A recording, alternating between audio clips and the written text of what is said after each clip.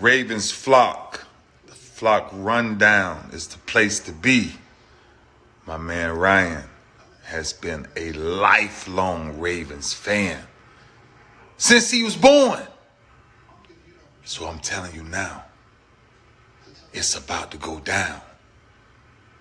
The podcast, the flock rundown. Ravens, baby. Nothing gets better than waking up and wondering how high we can fly.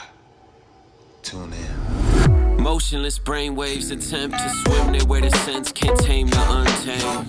Appreciate you, Ray. What's up, Ravens fans? My name is Ryan, and welcome back to another episode of the Flock Rundown. We got some Ravens football tomorrow night, week 2 of the preseason versus the Commanders. This episode's a preview of the game, matchups that I like, players that I'm looking at, and also another $50 giveaway. All you got to do is watch the video. Somewhere in this video, I'll ask a random question.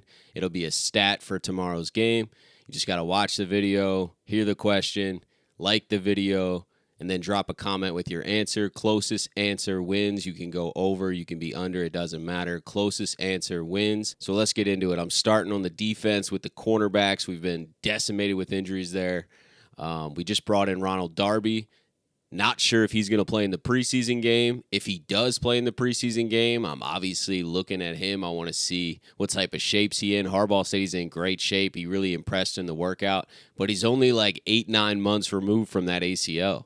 So I'd like to see how he holds up. Hopefully everyone stays healthy, obviously, on the entire team during the preseason game. But I just want to see how he's moving. What kind of role is he going to play? He's more of an outside corner, so I do expect him to be outside. So definitely looking forward to seeing Ronald Darby and what he could possibly contribute to this team. Another guy that I'm not fully expecting to play, but if he does, I'm glued in, and that's Jalen Armour-Davis. He's been in and out of practice a little bit, but Harbaugh said there's no new injury, and he does have a chance to play Monday. So if he does play, Jalen Armour-Davis is a huge watch.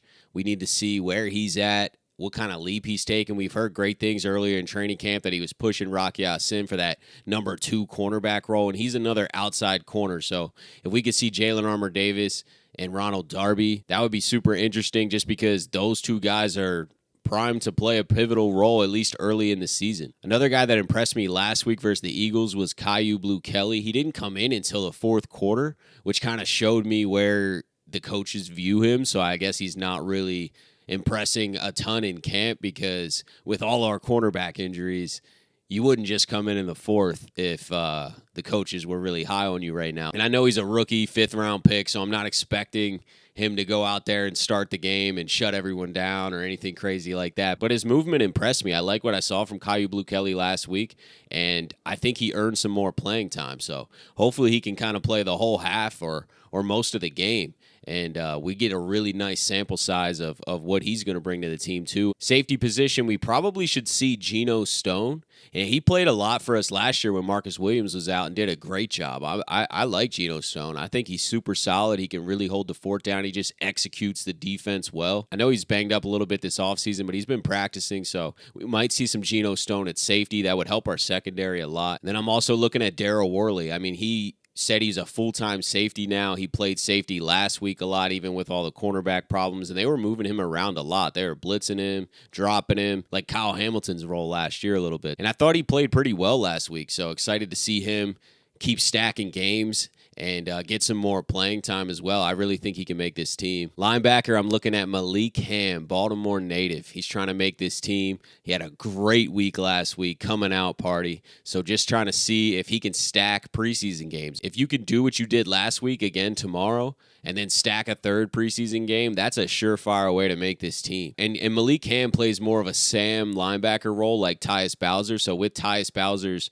injury and him not playing right now, Malik Ham does have some room to make this team. If we don't bring in a Kyle Van Noy or another vet, I know we brought in Clowney, but he's not going to play the Sam role. The Sam role is Tyus Bowser's role, and Malik Ham is slotted into that role right now. So I think Malik Ham has a spot on this roster. He's just got to keep stacking these games, keep getting sacks, keep making plays. Another linebacker I can't wait to see is Trenton Simpson. He didn't play last week. He's been practicing, though. Roquan's been speaking highly of him, saying he ain't got the camp legs. He's out there flying around. And he does fly around. That's his game. He's super fast. He's super athletic. Just turn on some Clemson highlights. He flashes off the screen. And would love to see a bunch of Trenton Simpson in this game. I don't think he's going to start this year at all. And he missed last week, but he's been practicing, so I don't know why he wouldn't play. Trenton Simpson is definitely one to watch for tomorrow's game. Looking forward to seeing some more David Ojabo. I know he is a starter, but I think since he's so young and didn't get a camp or an offseason last year because of his Achilles injury, I think that he's going to play a little bit again. He played a little bit last week. He had some trouble run defending and setting the edge last week, so that's kind of what I'm keyed on. I know he can rush the passer. I know he's going to get to the quarterback. I would love to see him get to the quarterback. That'd be great to see, but I know that that's in his game already. I'd love to see if he can learn from last week's mistakes and set the edge a little better and make better decisions in the run game. Seeing that from one preseason game to the next is what you want to see, especially with the young guys who are making some mistakes. You just want to see growth, you know what I mean? Just stack growth. You learn from the mistakes. And I got all the faith in the world in David Ojabo. I think he's going to ball out this year. I think he's going to be an absolute superstar for this team in the future. Speaking of the run D, the nose tackle that I'm eyeing up, Travis Jones. He didn't play a ton last week. He probably won't play a ton because he definitely is going to play a lot this season. But he did get some early time in the first quarter. And, man, he just was moving people. He literally just moves dudes off, and he's so quick for his size. I'm very high on Travis Jones, and I just want to see him continue to just dominate dudes on the offensive line. And watch out for Travis Jones in the middle early in the game tomorrow. All right, let's move it over to the offense. Wide receivers I'm looking at. I'm looking for Devin Duvernay and Tylan Wallace to continue to make plays. I think Duvernay is pretty much a lock to make this roster. Tylan Wallace is the leading sixth receiver to make the roster right now, and I think he's got some space there. I think he's clearly the sixth guy, but I would say he's still on the bubble. There's a chance that another receiver can really start making some plays and bump him out. So I'm eyeing up Tylan Wallace. Does he continue the momentum? He's had a great camp. He's had a great preseason so far. If he can keep stacking games, he's definitely going to make this team. And then the other guys that would be behind him is Laquan Treadwell, James Prochet. Does anybody, Tariq Black? Sean Ryan had a great game last week, but he's hurt and hasn't been practicing, so I'm not expecting him to play. So it's really Prochet, Laquan Treadwell, Tariq Black. Does anybody emerge and push Tylan Wallace out of that spot?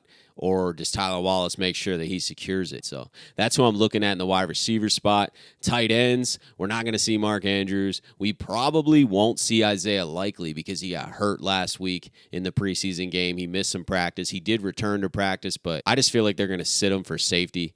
So we're going to see a lot of Charlie Kolar and Travis Vokolek. And I'm focused on Charlie Kolar. We used a mid-round draft pick on him last year. He didn't play a lot. He kind of had a red shirt rookie year.